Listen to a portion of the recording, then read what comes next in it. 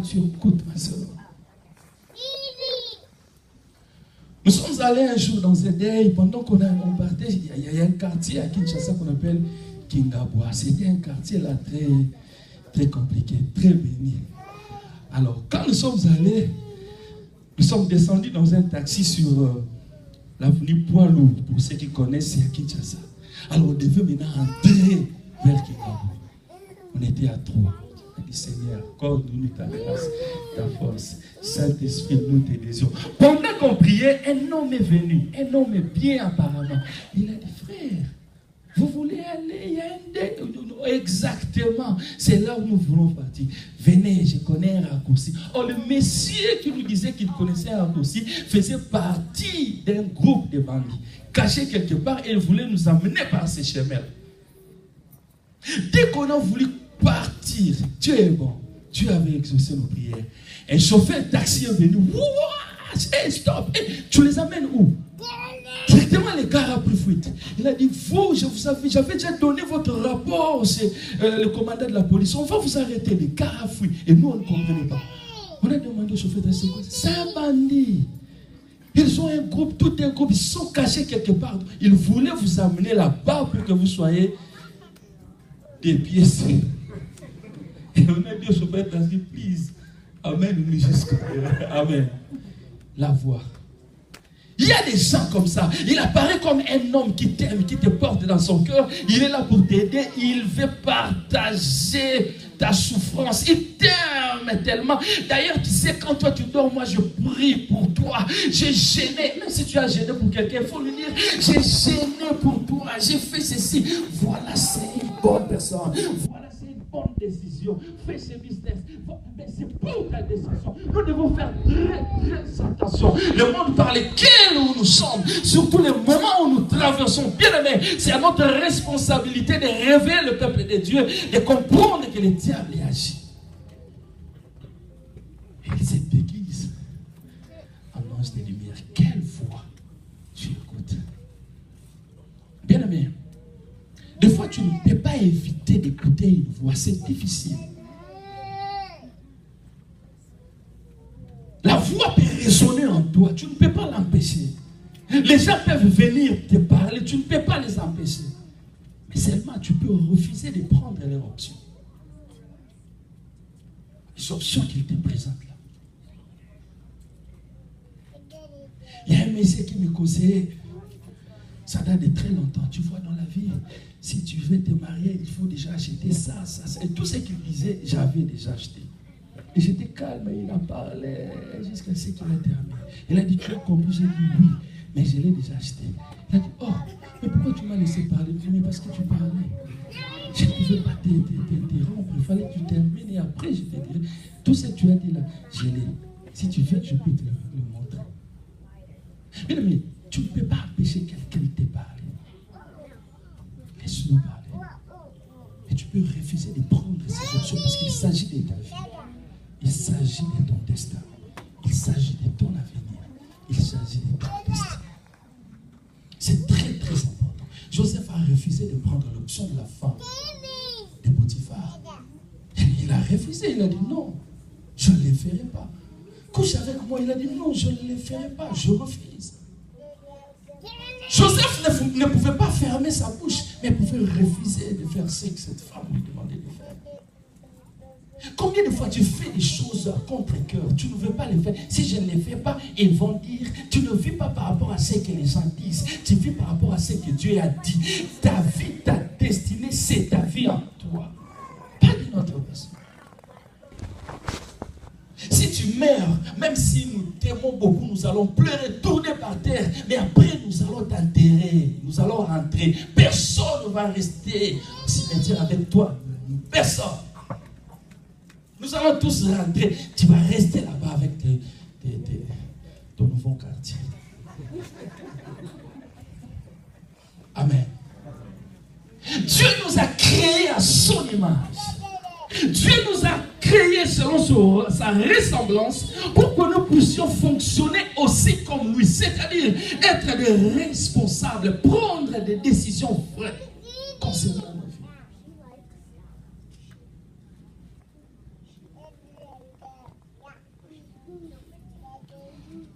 Il y a un frère que je connaissais.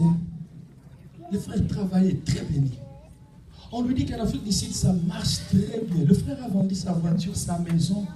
Il a démissionné de son travail. Il se retrouve en Afrique du Sud sécurité. Il dit, pasteur, ces frères-là, je ne les vois même plus.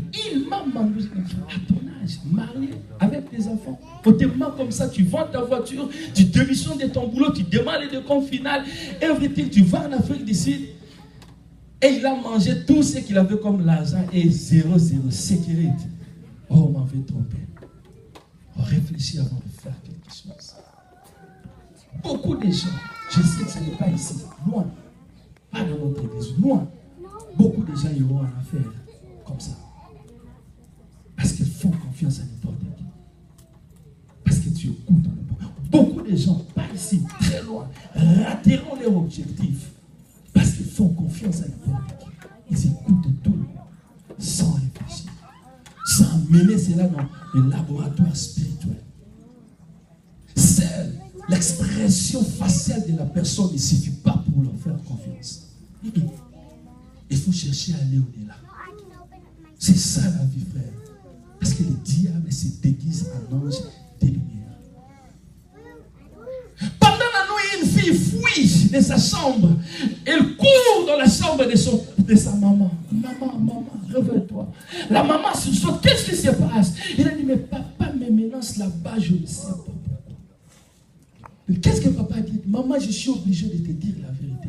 Papa veut seulement coucher avec moi. Il m'a dit, c'est pour notre bien. C'est pour... Maman, sauve-moi. Et la maman dit à sa fille, calme-toi, calme-toi. La fille se calme et puis la maman dit, mais qu'est-ce que ça va faire, maman?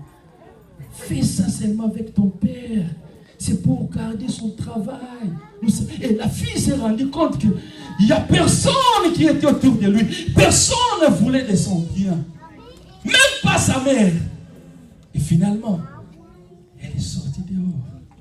Elle a fui le toit familial. Sa propre maman, son propre père. À combien plus forte raison un ami? À combien plus forte raison un ami? Un ami m'a appelé de Paris. C'est un pasteur. Bon, c'est un pasteur.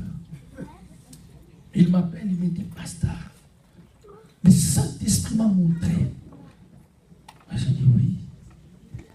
Que tu as commencé une œuvre là où tu es. L'œuvre a prospéré. Moi j'ai dit, ça ces intimidations là. J'étais calme et j'ai écouté. Rabashaka, tu as commencé une œuvre. Mais je vis, tu as placé un papa. Il est court comme ça, très fliqué pour soutenir ton ministère. J'ai cherché les papas pour. Je n'ai pas vu. Pasteur, tu as déjà parlé, toi comment seulement? J'ai dit, merci beaucoup, bien-aimé. La Bible nous dit de ne pas mépriser la prophétie. Mais nous devons examiner, amener cette prophétie aussi à la laboratoire du ciel, voir si cela vient réellement de Dieu. Amen. Jusqu'aujourd'hui, il m'appelle. Je suis têtu quand Dieu parle, je n'écoute pas. Amen. Les diables, des fois, cherchent à nous détourner de la voie que Dieu nous a mis. Si tu n'es pas sage, beaucoup de gens perdent comme ça. Tu étais dans les bons. Mais tu es sorti sur le chemin que Dieu t'avait placé. Parce que quelqu'un t'a dit, ici. Amen. Quelqu'un a dit que tu ne peux pas empêcher un oiseau de voler. Mais tu peux l'empêcher de faire son nid sur ta tête. Tu ne peux pas empêcher un oiseau de voler, mais tu peux l'empêcher d'atterrir sur ta tête. Tu ne peux pas empêcher quelqu'un de parler, mais tu peux refuser de prendre ces options si tu trouves que c'est un homme.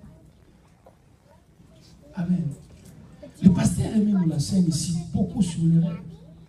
Lorsque Dieu dit quelque chose, je viens ainsi, dit l'Éternel. Si je commence à te donner la pensée de Dieu, le même Saint-Esprit qui a donné cette pensée touchera ton cœur. Tu seras convaincu que ça, c'est vraiment la pensée de Dieu.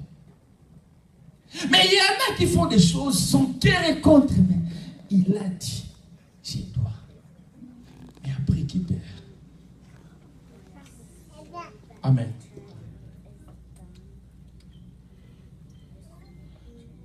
pas très long, je vais atterrir déjà. Mais comment savoir si la voix est de Dieu ou de Satan? Ça, c'est la grande question. Comment maintenant savoir? Parce que la voix résonne en moi. Moi-même, je réfléchis. J'ai fait cela, mais Satan, comment? La personne qui m'a donné conseil là, pasteur, parce que tu ne le connais pas, c'est un homme de prière, un homme craignant Dieu. Tu sais aussi rencontrer où? C'est à une montagne. À Kinshasa, ça s'appelle Magnifique. Nous, on avait jeûné d'ailleurs 3 jours. Lui, il était déjà dans son 7e jour. Jeûne à sec, pasteur. Si tu regardes ces garçons-là, tu sens l'onction. C'est lui qui m'avait donné ces messages. Ce n'est pas un problème. Mais comment maintenant tu peux savoir que cette voix qui résonne en moi, ou ce conseil-là qu'on me donne, ne vient pas de Dieu, c'est pour ma décision. Une seule chose. Tu as besoin d'une seule chose. Le discernement des esprits. Amen. Le discernement des esprits. Le discernement des esprits, c'est quoi? Le discernement de l'esprit, c'est un don du Saint-Esprit qui nous aide de voir au-delà de ce que nous voyons. Le discernement des esprits nous aide à aller au-delà de ce que tu attends. Jésus dit à Pierre, arrière de moi Pierre, arrière de moi Satan. Satan était où? C'était Jésus avec ses disciples. Où était Satan? C'est-à-dire l'esprit de discernement qui était en Jésus a aidé Jésus à voir le diable qui était caché derrière ce que Pierre disait. Le diable se cache. Mais tu as besoin de discernement de l'esprit. Le discernement, c'est un don que Dieu nous donne. Je dis que le discernement des esprits te permet de voir au-delà de tout ce que les autres peuvent voir. C'est-à-dire, lorsqu'une personne te parle, un homme qui a le discernement des esprits ne prend pas une décision seulement sur base de ce qu'on lui a dit. C'est un homme qui reçoit ce qu'on dit et il amène ça dans le laboratoire du ciel. Il dit, Saint-Esprit, ouvre mes yeux maintenant pour voir qu'est-ce qui est caché derrière ce que je vois. Un homme qui a le discernement des esprits ne se limite pas seulement à ce qu'on lui dit. Oh, tu es un homme bien, homme de Dieu, basta. Et il cède complètement. Non, au-delà de ce que les gens disent, quelle est la motivation? Qu'est-ce qui est caché derrière? C'est ça. Dieu nous a donné ce don pour nous préserver du mal fait. Le discernement nous aide à comprendre les choses que les autres ont du mal à comprendre. Parce que les autres n'ont pas la capacité de voir. Toi, tu peux le voir à cause de ce don de discernement. C'est un don, frère. Tu peux l'avoir si tu le demandes au Saint-Esprit. Combien de gens souffrent aujourd'hui? Combien de gens prennent de mauvais engagements dans les mariages, dans les business, dans les affaires, dans le ministère, parce qu'il a écouté une voix. Sans le discernement, frère, c'est comme quelqu'un qui marche sans les yeux. Si tu n'as pas le discernement des esprits, bien aimé, facilement on va te détruire, te cribler comme les froment. Le discernement, c'est le yeux spirituel que Dieu nous donne pour voir ce qui est caché derrière le mur. Tu ne peux pas voir la gloire de Dieu si tu ne sais pas coopérer avec le Saint-Esprit. Le monde est très dangereux. Le temps où nous sommes arrivés, c'est très dangereux. Un ami m'a appelé pour me dire, pasteur, tu connais tel. Il a fait ceci. J'étais sidéré, bien aimé. J'étais troublé. J'ai dit, non, c'est un homme quand même qui est inspiré. Le discernement des esprits va te dire, ne donne pas ta tête à tout le monde. Le discernement des esprits va te dire, ne mange pas n'importe quoi. Le discernement des esprits va te dire, ne va pas n'importe où. Le discernement des esprits va te dire, ne t'associe pas avec tout le monde à cette affaire. Le discernement va te dire, ne prends pas ces chemins pro jamais de gauche. Le discernement va te dire, ne fréquente pas telle personne à telle heure, c'est très dangereux. Le discernement t'aidera à comprendre. Il frayera ton chemin, il éclairera ton sentier. Tu marcheras la tête haute. Tu n'auras pas peur parce que tu as les GPS divines qui te montrent le chemin. Tu as le GPS du ciel qui te dit où aller, quoi faire. Nous ne pouvons pas réussir dans notre marche avec Dieu si nous ne savons pas coopérer avec le Saint-Esprit. Voilà pourquoi, après avoir enseigné ses disciples, très bien enseigné ses disciples, Jésus dit à ses disciples, restez enfermés. Attendez maintenant le Saint-Esprit. Qu'est-ce que le Saint-Esprit fera lorsqu'il viendra? Il vous aidera, il vous montrera les chemins. C'est lui qui vous dira ce que vous devez faire. Bien aimé, sans l'Esprit, tu es comme un aveugle. Facilement, tu peux tomber dans un trou noir parce que tu ne vois pas. Tu ne vois pas. Tu n'avais pas la volonté de tomber dans ce trou. Mais comme tu n'as pas les yeux, tu n'as pas le choix. Désire le Saint-Esprit. Désire. C'est lui qui te donnera le discernement.